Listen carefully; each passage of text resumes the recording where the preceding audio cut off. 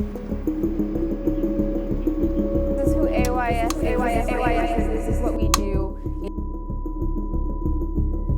We just want to show people our process and be really transparent. This is like the work that we do that because we're such a small team and it's so much, and we are so lucky that we get to directly serve our community. At Your Service's mentality is story first, medium second. We're going to be telling stories through the medium of podcasting, through the medium of a dinner, through the medium of a conversation around at the dinner, through the medium of planning the event. Most of the stuff is never shared.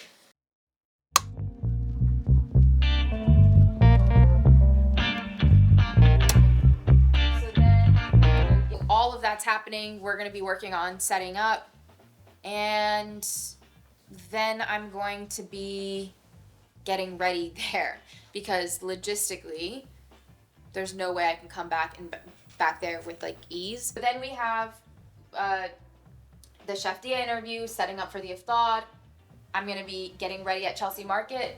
We also show that part where it's like not very glamorous. Like right now we're in this beautiful suite at the Mandarin Oriental. We're looking over Central Park and it's amazing. And in theory, this is where we would want to get ready for an event, for our biggest event of the year. But instead, it'll probably be at the market because it's more important for us to be there, setting up for the iftar, doing the interview with the chef, and like sometimes New York City traffic doesn't allow for much more than that, and it reminds you to stay humble.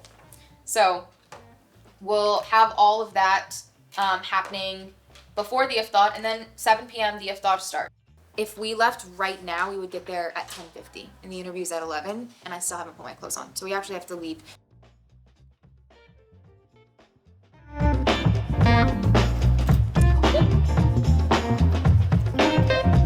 Hi, good morning, how are you? It's here. Okay, bye.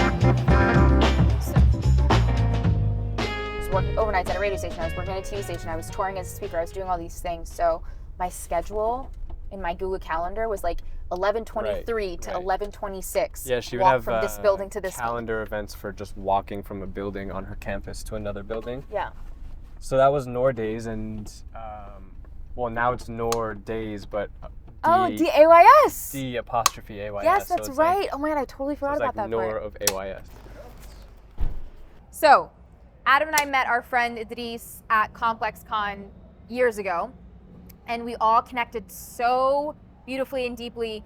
He was wearing white Vans that he had written all over. So he wrote like words that I've said and then like inspirational words from him. So I carried them with me. Bobby! Oh my God, you guys. 2, 1. All right, one more. 3, 2, 1. Nice. Okay, great. Okay, let's get it. You feel like you guys must be like this every day, though. You do like 40 things a day. NOOR Days. NOOR Days. Bobby, we kick off these conversations with a simple question. How is your heart doing today? I would love to say that I'm feeling light and optimistic and and hopeful, and I think maybe as the day progresses, especially if I'm around young people and someone who's really inspirited by their journey, that tends to rub off on me a bit.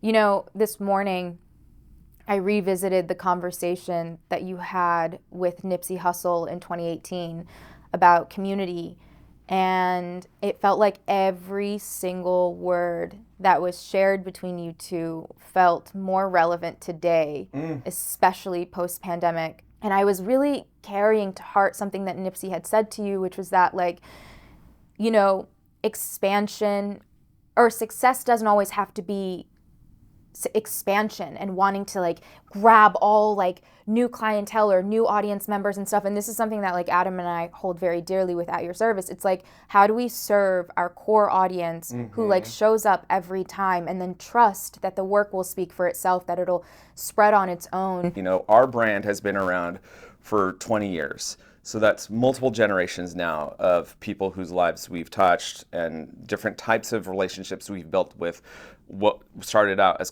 customers and consumers, and then some of these people became staff, some of them became family, but they're all community in different ways.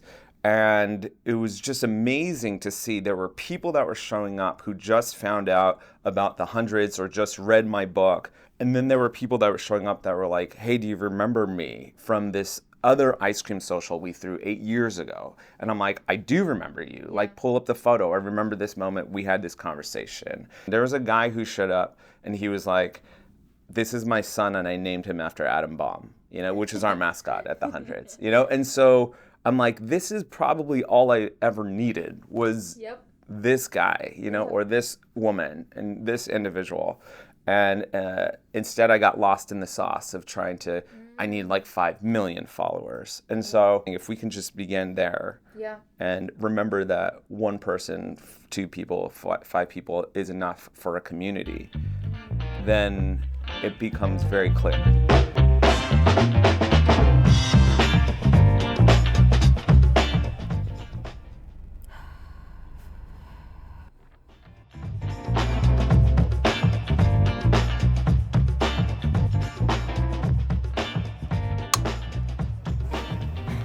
On to the next. Good job, everyone. Thank you so much. Good job, guys, women, Sarah. New look, different day. Just kidding, same day. Head to toe is, I think I'm actually wearing all women-led brands. So on my head is Velo scarves. On my ears, Alexandra Hakim. This shirt is Zimmerman. These pants are Another Tomorrow, also women-led. These ballet flats are Kate, one of my favorite ballet flats. And then, of course, little Mrs. Prada for the face. Woo! All right. Yeah. Are you gonna lead us? Look at our beautiful calendar today. These are NOOR Days. It's called NOOR Days. This is what I literally have, that's what my calendar would look like since college. Like and it actually helped me. But here's the trick about NOOR Days, right? It's not just about having your calendar blocked to the T because then, and like having anxiety over the schedule changing and things like that. It's about having everything planned out, but almost playing like a game of Tetris or Jenga where you are moving around the calendar as things happen. For example, they want to make sure you're going to be there by 2:10, which is 6 minutes ago, because Mona just got reported to head to Boston immediately for an interview for breaking news.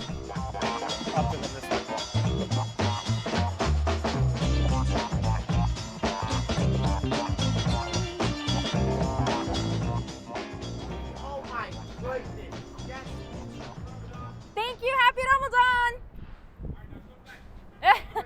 We're late for an ABC interview. When there's a lack of representation, all of the burden gets put on the few people who get tokenized. And it's a really hard challenge to keep the door open for people coming after you and all around you and do all this stuff, but like still be a person who's like trying to figure it out for themselves too. Just left the ABC headquarters. We did a roundtable discussion on representation, and it was more of a fashion focused with their anchor Mona, who used to report in DC, which is really cool, and Rhoda Mohammed, who is a Norwegian Somali model, and the designer Renee Hill of Hark's Fork. That's why I try to like make sure that the conversations go back to their individual story. Like, I don't like when we get asked things that is supposed to be like, do you feel like Muslims like feel this way, or that people, whatever, and I'm just like, who are we talking about? It's always individual. And that's the thing, is like, we just have to keep focusing the story on individual, because that's the only way that we're gonna get fuller context and actually give people the space to be who they wanna be. But also, and this is the interesting part, is that when you're often tokenized, there's like this pressure to speak for the general. In the West, like, everyone is down to speak for the group because that's the culture that we've created. Like, we've created more of a self-centered, self-important culture. So when it comes to a minority, it's even worse, because it's like, okay, these are the examples of the majority. Everyone's speaking for everyone. So this is like the example I must follow, without realizing that if the majority was a minority, it would actually hurt them as well. That's why I try to use I statements now, because it's like, I can tell you about my experience. That's the only experience that I can speak to, and maybe it'll help you color your worldview a little bit more. but like I only represent myself. I think That's the that best way to be of service. These like big cable news interviews also come at inflection points in your own journey. I know. And so they're like little updates with the national audience of being like, okay, so the last time you saw me was on probably CNN talking about XYZ, and now 4 years later I've done this. Like, you actually gave personal updates on your work and your journey, which is great because you don't often have experts coming and saying, okay, since this last thing I was an expert on, I've actually revised and rethought it, and now I'm coming from, it's a very Adam Grant. I was just gonna say shout out to Adam Grant and changing your mind. Yeah, we're headed straight to Chelsea Market where the Iftar is going to be, and hopefully I'm going to interview the chef, and then the AYS team is going to set up for the evening, and Adam and I are going to be changing in a public restroom.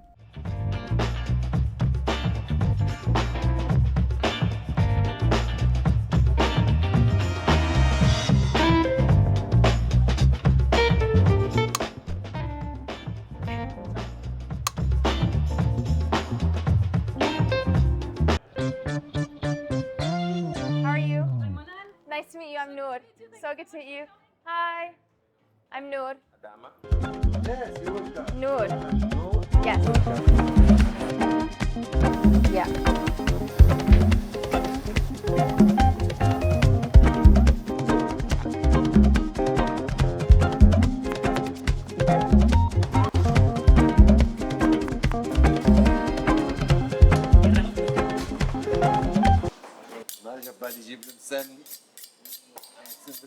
كيف قلبك اليوم؟ الحمد لله كثير مبسوط فرحان لانه في عالم رح تجي تجرب اكلنا وناس على الافطار يعني خصوصا برمضان يعني ايتي اوف بيت انه عاملين اجواء رمضانيه. We're a team of refugees and immigrants with an unparalleled passion for the craft of cooking.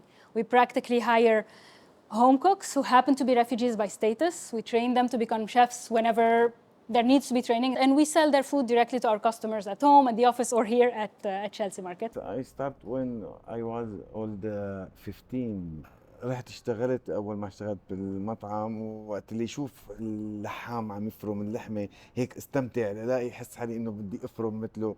شوف اللي عم يطبخ عم يقلي الخضار كذا، يعني حس هيك انه في شيء يجذبني لهالاكل، يعني صرت حبه. يعني كل ما حب جرب اشتغل كبه، جرب اقطع لحمه، جرب يعني شوي شوي. بحب انه انجز وقت اللي اعمل الشغله انجح فيها. Dia is probably one of the fastest people in making kibbeh. He probably makes how many a minute? 4. 4 a minute? In 1 minute. For reference, it would take me 10 minutes maybe to shape one. He's like a machine. And they're all the exact same shape. مثلا حاولت اسوي قرص كبه مره على مره، وقت اللي نجحت كثير انبسط. يعني انا بتمنى انه كلياتهم يستمتعوا يلاقوه طيب، يعني انه فعلا مثل ما انا بحسه، لانه انا كثير بحس اكلنا طيب كثير يعني. We're in the process of transforming Offbeat right now. I just changed downstairs in the Chelsea Market bathroom, and that was a cute experience. I felt like a super secret spy who like comes in and changes into a completely different look and then comes back out. And it's about 6:43, so technically the event starts in 15 minutes.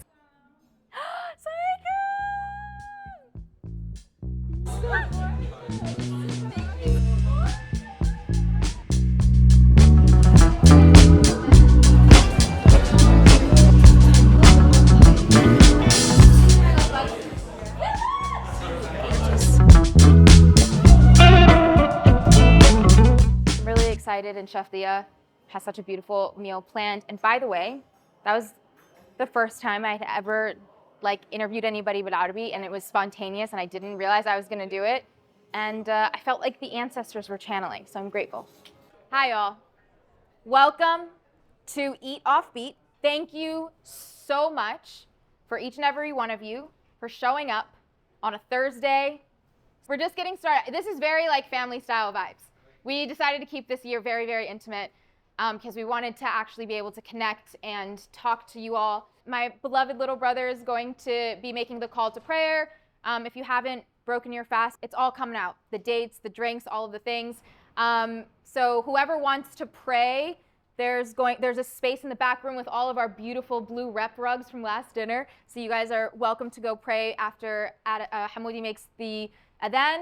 and then we're gonna have dinner, and then we're gonna have dessert and tea. And during dessert and tea, I'm hoping that we have a little bit of a conversation related to the topic I talked about earlier.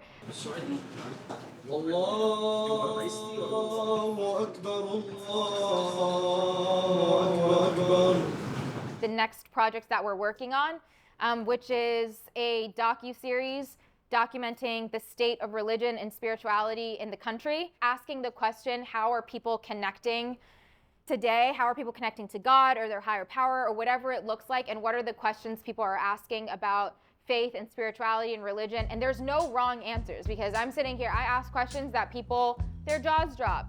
I feel like if we're all on this planet and we don't actually know what happens after this, then maybe one of our purposes of being on this planet is to ask questions and to really dig into what is it that we believe and what are we doing to give people the space to figure out who they are and what their faith is and what they actually believe. And are we supporting that journey, or are we filling it with judgment and shame? And so I share all of that because if you're comfortable, we're going to try to squish the tables together and kind of just have more of a conversation where we're all sitting around.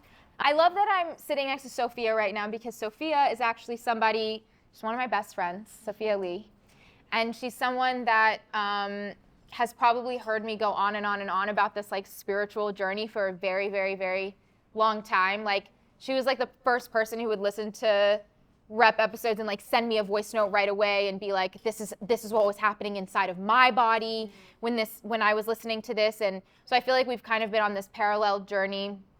So I'd love if my beloved sister, if you would start with just kind of like a check-in with, what is the question you're asking yourself about your spiritual journey these days? Maybe physically we die alone, but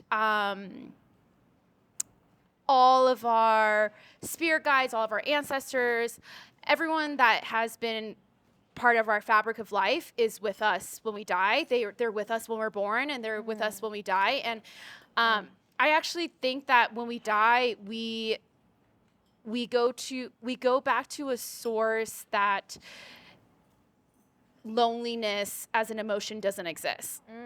And we feel loneliness in our human forms. Yeah. I think death is seen as a very unknown, but in Eastern cultures, like in Buddhism, death is like this beautiful thing that you celebrate, because it means that you go back to source, you have reincarnation. When I hear you say like when we die and we go back to source, and that isn't so alone, does that also just mean that, you know, does it look like we end up just being a part of this oneness that like maybe our human bodies can't comprehend, because we're put into these like physical bodies where unity is like the biggest challenge, and that's why we're having this like massive test of division, where we're trying to like, where it's very us versus them, rather than like, no, like remember, like we're all in this together. You know? When Noor first got up here and talked about a lot of the questions that she's thinking about, it resonated and hit a little too close to home. I was actually talking to Ben at our table,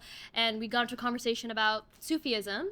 And he was like, what do you think about some of the Sufistic practices? And I mentioned that I'd taken some Sufi classes in college, but in Sufism, there's this idea, right, of like fana, the idea that you can somehow achieve this oneness with God, but it's unattainable, that you always strive and you keep going, but you're never gonna get it. And there's not a sense of closure in that. And I think in a lot of my relationship to my religion, it's that I have a lot of tawakkul, which is like faith in God, in the sense that if something doesn't work out, it wasn't meant for me. And I have a lot of peers of mine that are 20-something-year-olds that have graduated college, that are absolutely brilliant, that feel really defeated because it feels like they're doing something wrong, but I feel so at peace with myself or the world around me, because it does feel like this is temporal. But at the same time, if it is temporal, I think to what you had said earlier, right, it's like you can't, if you want to live a life of purpose, what does that really mean? And if you want to live a life of impact, and if at the end of the day, even if our soul and our spirit lives on, or a legacy lives on, how do you want our legacy to be defined? One of the things that we've like always done with our stories is that we make sure that they end in questions and not periods, because like the story is always evolving. And I think that there's this expectation that when we ask questions, it's with the intention of finding an answer. But the act of asking a question in itself is radical, because it creates more space in your life to think about different possibilities. To me, like, that's the actual goal of a question. So for me, it's about like using the tools of this world, right? Because it's, you know, this world is, it's real, but it's unreal, right? So it's about being in like the right relationship to everything in this world, including like its people and nature, and keeping my heart in such a way that like I can respect and love. How are people feeling about attachment these days? Hi everybody, my name is Philip. Hi, Philip. I've been thinking about the journeys and the birth and the mortality of a journey, and how that pertains to reconciling that within the life you live, within the place you live, within what you do, how it defines you, within the people that you get to pass through. I've been thinking about my own journey and allowing myself space to move to different spaces in my life, to redefine, undefined, to redefine myself, to clean up, trim off roots that have outgrown the vase of my present environment, which is a vase. Thinking about the shame, the perception, the fear of disappointing people's perception of self. Also, what does that mean, like even from a place where people's projection of myself, or my projection of my own self, what is that? Is that failure, or is that this idea of just being kinder to yourself, to understand and accept that within life's journey there should be multiple journeys of birth and letting it go and allowing yourself to have multiples, because you're of multitudes. Yeah, I appreciate you so much for sharing how you're redefining journey for yourself and bringing it back inward rather than like the journey that we have to present out to the world. There's this huge, tremendous grace and power in vulnerability that comes across something that you know that in the end, this beautiful cup of this beautiful tea will come to an end. I was inspired by something he said around rebirth, and I grew up in Texas, and so post 9/11 I had like my Muslim life and then like my out of Your double household life. life, like my double life, Muslim American. because I still remember so poignantly my mom picking me up from school and saying don't speak Arabic anymore. I realized there's so much beauty I learned in my spiritual faith, but there's also a lot of, I didn't ask myself any questions about what I believed, and that started a pattern of operating from a place of what I think I should do or what I think I should think, or versus just like listening to my own intuition. So the question I'm asking myself these days is like, what questions am I asking myself? Ooh. And that is like, I think the deepest question for me at the moment. And what questions am I trying to investigate? I was at an event with a fashion designer. They were saying how a lot of people today want answers, but they don't know how to ask questions. And then I probed a little bit further, and she was like, because people are afraid to ask questions. And that's the part of like the contentious feeling that I feel like I have with like being online and stuff, is that people are afraid to ask questions because they're afraid they're going to get canceled, or they're going to say the wrong thing, or they're going to offend. But if anybody at this table right now asked a single question, the most bizarre question, I don't think any of us would flinch. And the reason nobody would flinch is because we're human beings looking each other in the eye. We're not numbers, we're not trolls, we're not hiding. We're saying, hey, like, I want to be seen, and I want you to know me, and I want you to know that I'm thinking about this. And then what happens? Then somebody else is like, oh, but I'm thinking about that too. But I'm thinking about that too. And it's just like, it really is this inner journey that we need to be working on ourselves to carve out enough space to feel the courage that it takes to ask questions. Just to build a little bit off of what Philip said, what if we lived our lives in seasons? You know, like what I need in the fall is so different from what I need in the summer.